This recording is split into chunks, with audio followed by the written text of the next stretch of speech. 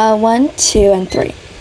This debate is not about whether weak countries or countries with weak fiat currency should do or should not do. Rather, it focuses on what is the best interest of these nations, as well as what is the best solution at the current moment. Therefore, all of the claims from the government bench on how the adoption of cryptocurrency will strengthen the economy in those nations is simply false. A huge lack of evidence and mechanism, and doesn't look at the bigger picture of this debate. However, while OO might come up and talks about how this transition is not ready for people living in these countries and there'll be economic collapse, we will dig deeper into this issue by telling you how cryptocurrency adoption in these nations is extremely harmful. It moves away from real reformation, and it actually promotes inequality. So we believe that on our side, we support those countries with weak fiat currency that to find the best solution for their problem, which to find a solution for the problem that they're having, which is weak currency itself. And by the adoption of cryptocurrency, it will not solve any problems, and our argument will further dig deeper into this issue. So the claim here that we're supporting is that, first of all, we'll still be charitable and push harder on how the expansion of cryptocurrency in these nations will not work, both in the short term and long term. The premise here is that when the government they actually pushes harder on crypto as a solution, it actually creates sidelines to solve the real issue of the country. And those can be stabilizing bank access, the local currency, or fixing policy to satisfy the general discourse. So rather than just adopting crypto as the main currency for these nations, what they can do better is by working on other things that directly solve the problem of their country, which can be stabilizing the bank access to all citizens or the local currency, etc. First of all, we'll move on to explain how this actually creates even more inequality among the people. Because in terms of accessibility, there's not enough compelling evidence for the government bench to come here and says that this will be a better alternative since everything is done online.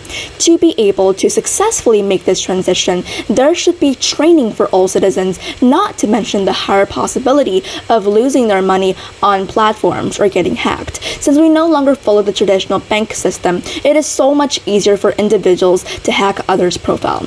A good example of this is that when you lose your money with just a click of a mouse, WhatsApp is a texting platform where sometimes users can be added into crypto groups where someone claiming to be an expert in investment will send you a link that looks amusing and ask you to sign up. By simply clicking on those links, you have a high likelihood of losing your money.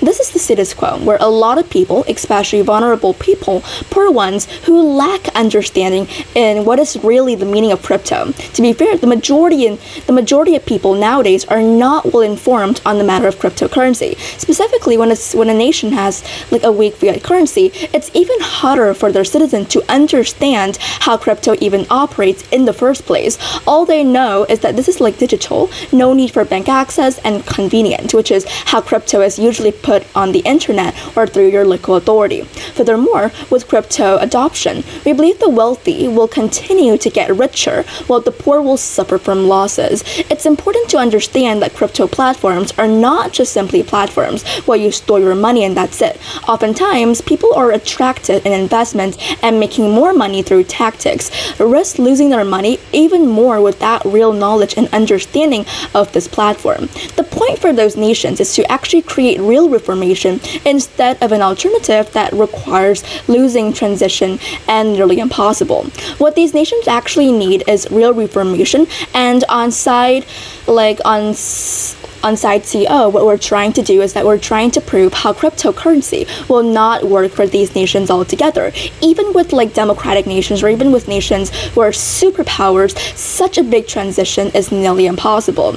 So for Wayne, we believe that this impact is only achievable on our side because, first of all, we're the only side who takes this problem seriously. We told you that when people especially the citizens, or especially the wealth, as we have said before, the wealth will continue to be wealthy, while the poor will continue to stay poor forever, because oftentimes the wealthy, like the wealth, are the ones who take this advantage and make more investment, while for vulnerable citizens, they will continue to stay vulnerable without the real knowledge being provided from the authority as a whole. So on our side, first of all, we take the clash of accessibility and efficiency, right? Because we believe that this is the most important thing to consider in this debate.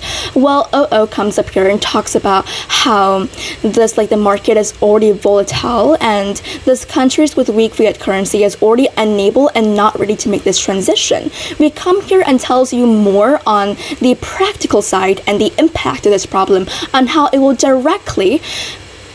there will be direct consequences for the government and for the people living under this nation. So for efficiency, we win this clash on a couple of terms. First of all is on how this operates in the first place, what are the consequences, and how the long-term will be the long-term consequences of having cryptocurrency adoption in these nations. And second of all is on the accessibility, because it doesn't mean that a lot of people will know how it operates. For example, for a bank, people at least know that you go to a bank to store your money or to get more investment. But for the cryptocurrency platform, because in all of those nations, most of the time, people don't get real education from this, so it will be even harder for them to actually understand altogether. So therefore, on our side, we do not support the adoption of cryptocurrencies in state with weak fiat currencies, and we strongly believe that this will create detrimental harm for people, and this just moves away from real transformation altogether. So very proud to oppose.